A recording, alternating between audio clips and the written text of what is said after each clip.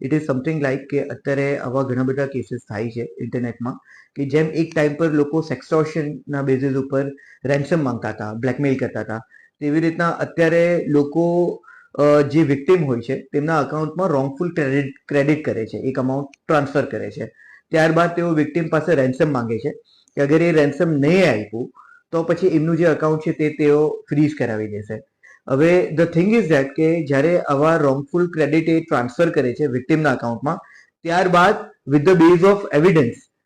તે cyber crime ડિપાર્ટમેન્ટમાં complain કરે છે કે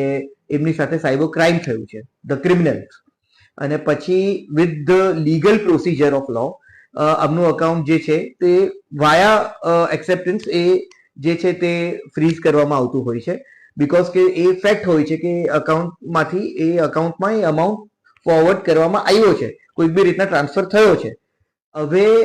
victim is under the impression કે બીકોઝ કે એમણે રેન્સમ નહીં આપ્યું એટલે આ ક્રિમિનલે એમનું અકાઉન્ટ જે છે તે ફ્રીઝ કરાવી દીધું, ને જેના બેઝિસ ઉપર ગમે તેવું રેન્સમ ક્રિમિનલ એમની પાસે માંગતા હોય છે અને ત્યારબાદ તેઓ આ જે કમ્પ્લેન છે તે પાછી લઈ લે છે,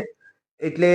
કે એમના જે અમાઉન્ટ છે તે પાછું ટ્રાન્સફર થઈ ગયા છે એમ બતાવીને અને પછી એમનું અકાઉન્ટ અનફ્રીઝ કરાવે છે. આવા ઘણા બધા કેસીસ થાય છે કે જેમાં ક્રિમિનલો મેન્યુપ્યુલેટેડલી